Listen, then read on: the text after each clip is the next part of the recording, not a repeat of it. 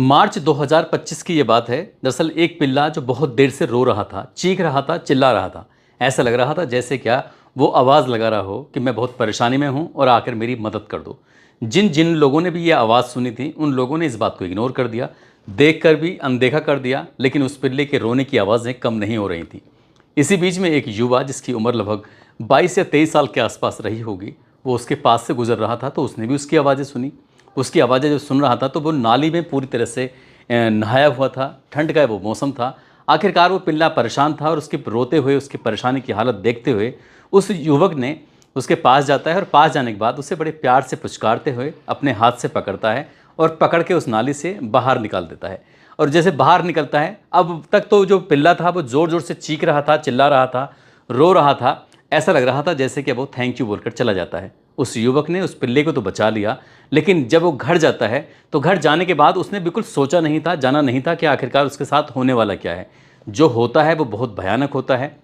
इस घटना को लगभग 3 महीने से ज़्यादा का समय बीत जाता है। इसके बाद ये खबर अखबारों के माध्यम से, सोशल मीडिया के माध्यम से जब लोगों को पता चलती है तो लोगों को यकीन नहीं हो रहा था कि आखिरकार उस पिल्ले को बचाने वाले उस लड़के की मौत हो जाती है।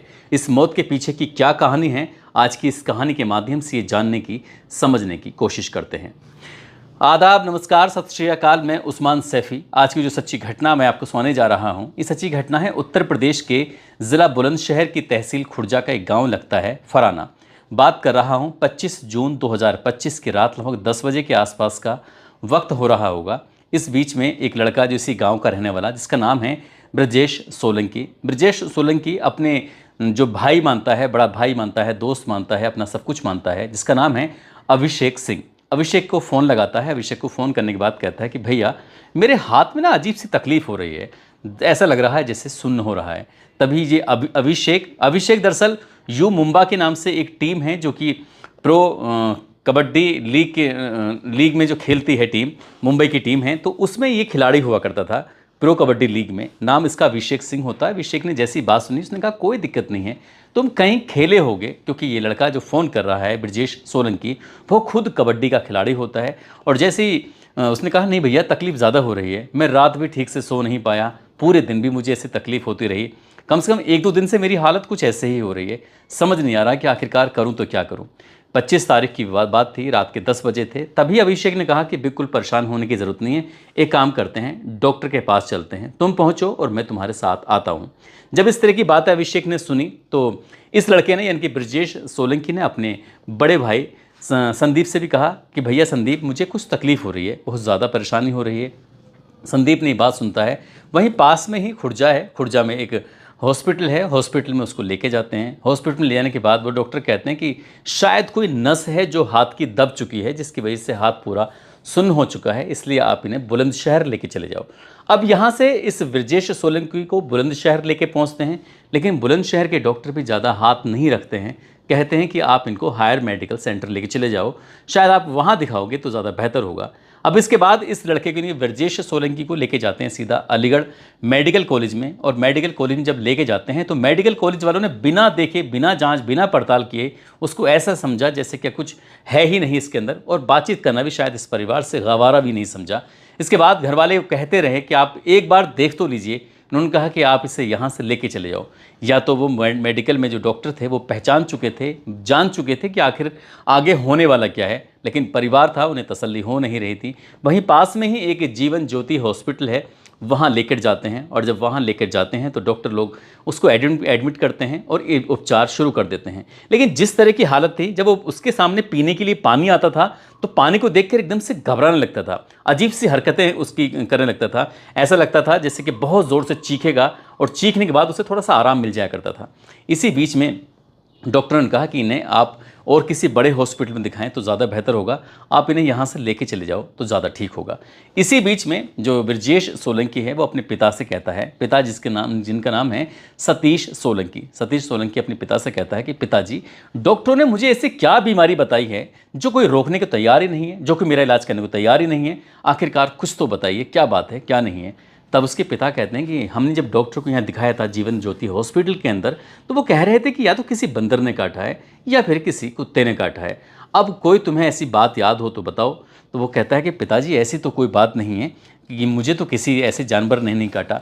अब इसी बीच में उस लड़के को जब थोड़ी बहुत दवा ववा खाई थी तो उससे थोड़ा बहुत होश आता है, तो तभी उसे वो कहता है कि हाँ पिताजी, मुझे याद आ रहा है, अब से लगभग 3 महीने पुरानी बात है, जब मैं घर की तरफ आ रहा था तो इसी बीच में एक पिल्ले की रोने चीखने चिल्लाने की आवाज़ें आ रही थी, और वो पिल्ला जो था वो नाली के अंदर पड़ा हुआ था।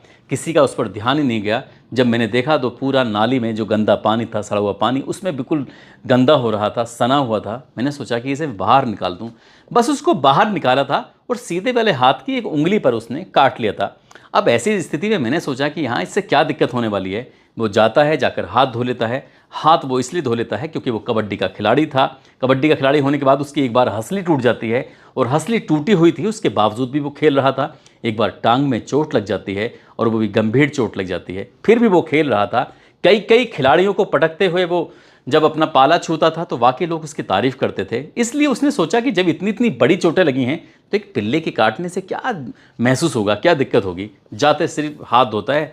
जब अपने पिताजी को बताता है, पिताजी कुछ ऐसी बात तो रही थी, क्या इससे भी कुछ ज़्यादा हो सकता है, क्या बात है।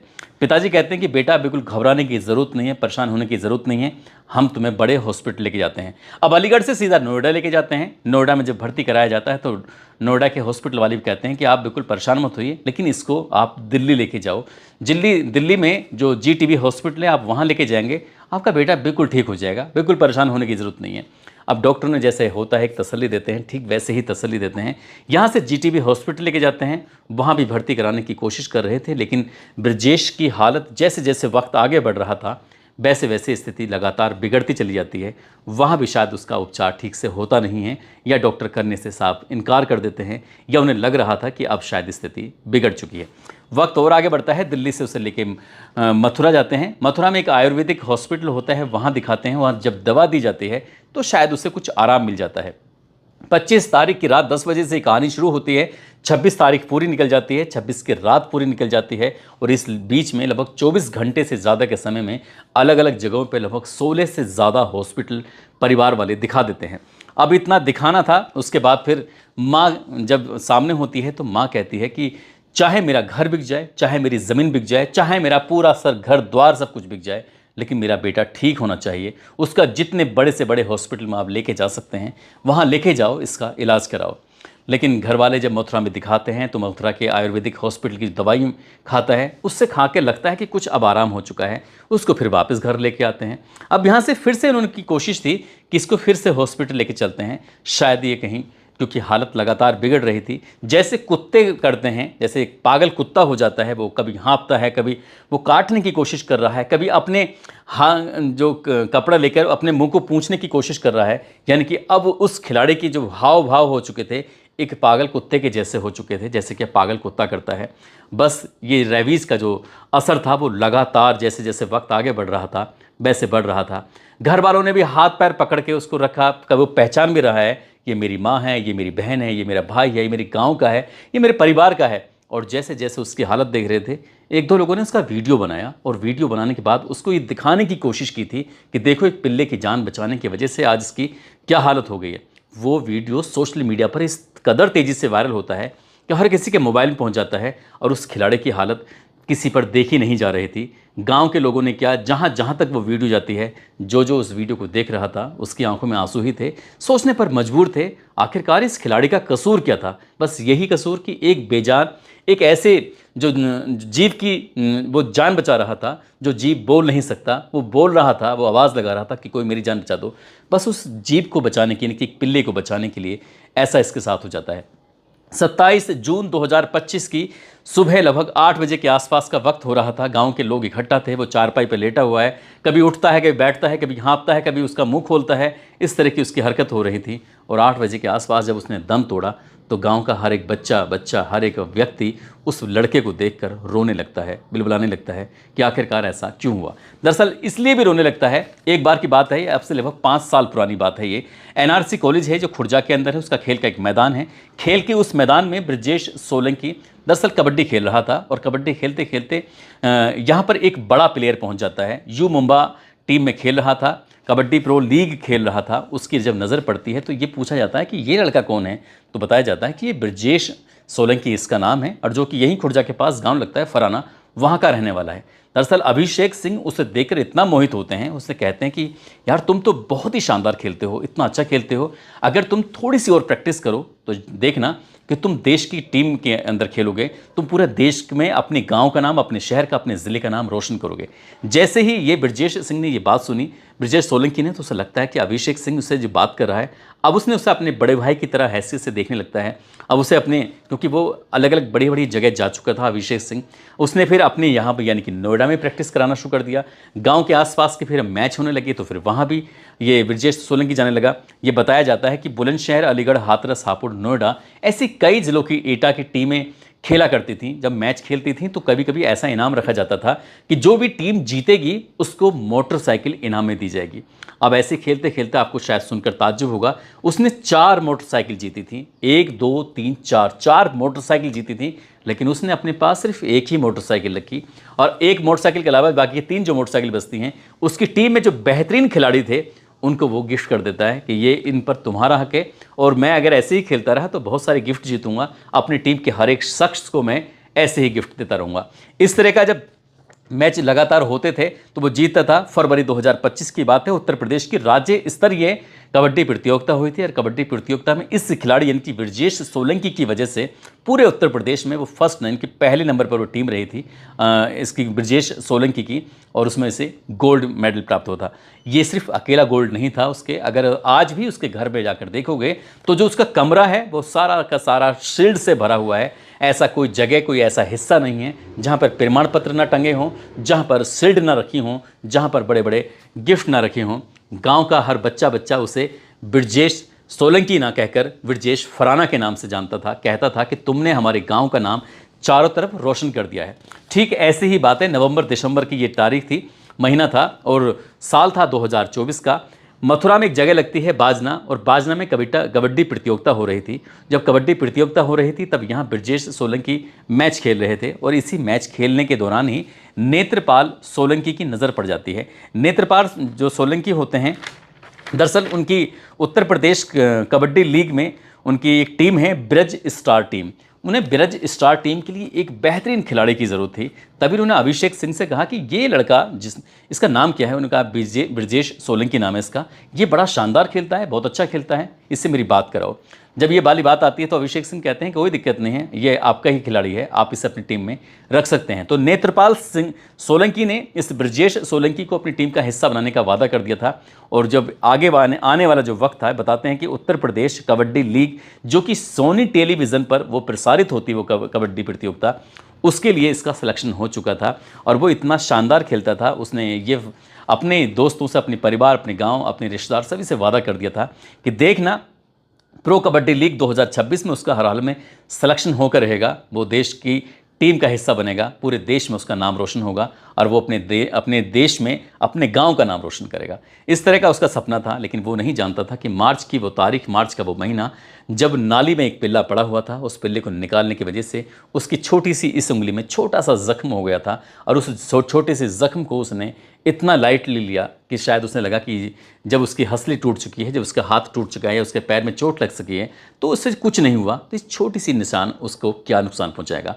लेकिन वो 24 घंटे के अंदर अंदर उसने अगर रेबीज़ का इंजेक्शन लगवाया होता तो शायद ये स्थिति इतनी गंभीर ना बनती, और वक्त गुजरने के बाद जब उसकी स्थिति ख़राब हो जाती तो रेबीज़ का असर इतना ज़्यादा होने लगता है, जैसे कि कुत्ता पागल हो जाता है, तो वैसे ही ये ब्रजेश सोलंकी के अंदर भी वैसे ही लक्षण पैदा होने लगते हैं। दरअसल इसके पिता का नाम सतीश सोलंकी, जो कि किसान हैं, माँ उसकी गृहिणी गीता सोलंकी। 3 भाइयों में ही सबसे छोटा था, सबसे बड़ा वाला भाई संदीप जो कि ड्राइविंग का काम करता है, और शिवम जो इसका भाई है वो भी कबड्डी का ही खिलाड़ी है, और ब्रजेश सोलंकी जो अब इस दुनिया में रहा नहीं है। साथ ही जो इसकी बहन है, उसकी बहन की शादी हो चुकी है, और जहाँ जहाँ तक ये कहानी जाती है वहाँ तक लोगों को इस बात का बड़ा अफसोस होता है कि इतना बेहतरीन खिलाड़ी हमने, जो देश के लिए खेलता, हमने अपनी खो दिया है। अब शायद ऐसा खिलाड़ी पता नहीं मिलेगा, नहीं मिलेगा, लेकिन ऐसा अच्छा इंसान भी शायद मिलना मुश्किल हो जाएगा। दोस्तों, इस पूरे घटनाक्रम को सुनाने का उद्देश्य किसी को परेशान करना नहीं है, किसी का दिल दुखाना नहीं है, बल्कि आपको जागरूक करना है, आपको सचेत करना है। और एक्सपर्ट ये बताते हैं कि अगर कोई भी कुत्ता, कोई भी पिल्ला, कोई भी जानवर ऐसा, जैसे बंदर हो या बिल्ली हो या जो कोई भी जानवर जिसके मुँह से राल टपकती हो, अगर वो काट लेता है तो 24 घंटे के अंदर अंदर इंजेक्शन लगवा लेना चाहिए रेबीज़ का। यदि 24 घंटे से ज़्यादा का समय बीत जाता है तो स्थिति बिगड़ने के चांस ज़्यादा रहते हैं। इसलिए ज़िंदगी में कभी रिस्क न लें। जैसे ब्रजेश सोलंकी ने रिस्क ले लिया था, आप कभी रिस्क मत लेना। जाते जाते अलीगढ़ के रहने वाले सुभाष कुमार हैं, राजस्थान के रहने वाले फोरूलाल हैं। आज इनका जन्मदिन है। इनको जन्मदिन की ढेर सारी शुभकामनाएं, बहुत बहुत मुबारकबाद। साथ ही कुछ लोगों ने नाम लेने की अपील की है। माधो सिंह चरण, सुहेब ताज कुरैशी, राजकुमार प्रधान जी, कृष्णा देव, सागर कुमार, दिलीप कुमार, आकाश जायसवाल, अरिक्षा, राम ठाकुर, सुधीर कुमार, धीरेन्द्र पटेल, निर्मल रंजीत, विनोद कुमार, मोहम्मद मारूफ, मोहम्मद अकरम, संजीव सिंह लोधी, कमला देवी, गीता शर्मा, योगेश कुमार, सुभाष विश्नोई, पवन राय, इन लोगों ने नाम लेने की अपील की थी। आप सब लोग अपना ख्याल रखें, सुरक्षित रहें। जय हिंद, जय भारत।